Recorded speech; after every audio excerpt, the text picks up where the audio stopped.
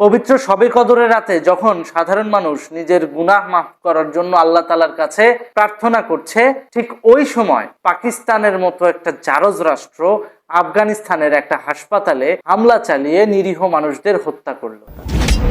ব্যাপারটা কত নির্মম। অথচ এই দেশটা ধর্মের ভিত্তিতে ভাগ হয়েছে। তাহলে আফগানিস্তানের মুসলমানরা কি মুসলমান না?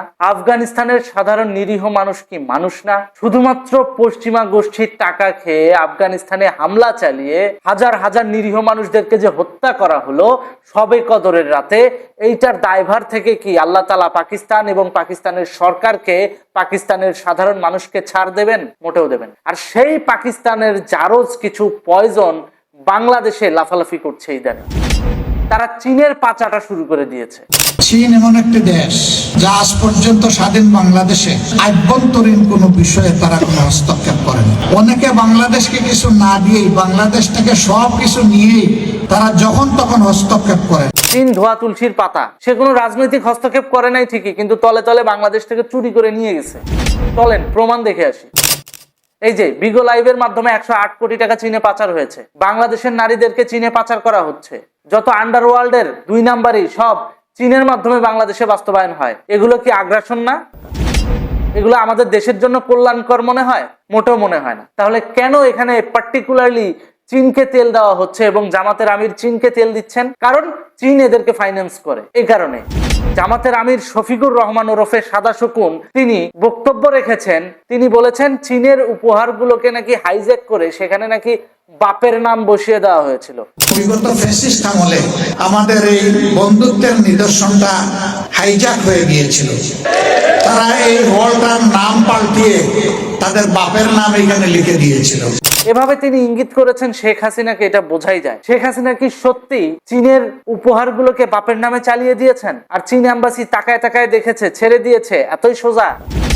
কারণ কোন একটা ডিপ্লোম্যাটিক গোষ্ঠী যখন কোনো কিছু উপহার দেয় তাদের ফ্ল্যাগ সেখানে থাকে। চলেন প্রমাণ দেখে আসি। করোনার সময় যখন চীন আমাদেরকে ভ্যাকসিন দিয়েছিল তখন এই যে দেখেন চীনের পতাকা এবং বাংলাদেশের পতাকা কিন্তু ডিপ্লোমেসিক আইকনে দৃশ্যমান ছিল। তাহলে এখানে কি বঙ্গবন্ধুর নাম ব্যবহার করা হয়েছে? মোটেও হয়নি। বরং রাষ্ট্রীয় বাজেটে যা যা করা হয়েছে সেগুলোতে শেখ হাসিনার অবদান এইটা লেখা আছে। এটা সরকার প্রধানের জায়গা থেকে একটা সিম্বল। তা না হলে তো বঙ্গবন্ধু কন্যার রেখে যাওয়া কর্মগুলোকে ক্রেডিট আকারে অন্য কেউ ব্যবহার করবে। কারণ বাংলাদেশ তো চোরের দেশ, এখানে ক্রেডিট থেকে শুরু করে মেধা সবকিছুই চুরি হয়। এজন্য যেটা দৃশ্যমান এখন যেই ভিজিএফ এর চালগুলো দেওয়া হচ্ছে গরিব মানুষদেরকে, ওখানে বস্তার উপর কি লেখা? শেখ হাসিনার বাংলাদেশ, ক্ষুধা হবে নিরুদ্দেশ। এই তো স্লোগান ছিল, এর বাইরে তো কিছু ছিল না। তাহলে এই জিনিসটাকে মোছার এত চেষ্টা কেন? শেখ হাসিনার আমলে শেখ হাসিনা করে গেছে, তোমরাও তোমাদের আমলে করো, তোমাদের নাম লেখো। সমান মানা করছে কিনা? শেখ হাসিনার আমলে শেখ হাসিনা করছে বলেই তার নাম আসছে। যদি ব্যাংকে টাকা তুলতে যাও তোমার অ্যাকাউন্টে তোমার নাম লিখতে হয় না? তো বাংলাদেশের পক্ষে শেখ হাসিনা যখন জনগণকে কোনো একটা রিলিফ দিবে তো সেখানে তার নাম থাকতেই পারে। এই জিনিসটা নিয়ে এত নোংরা রাজনীতি করার কি আছে?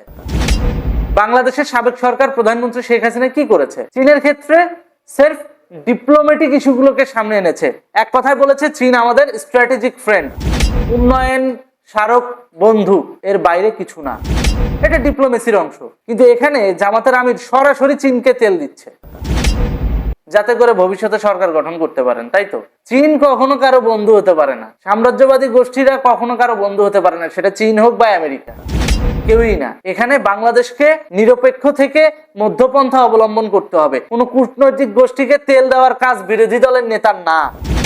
ব্যাপারটা বোঝা গেল? ধন্যবাদ।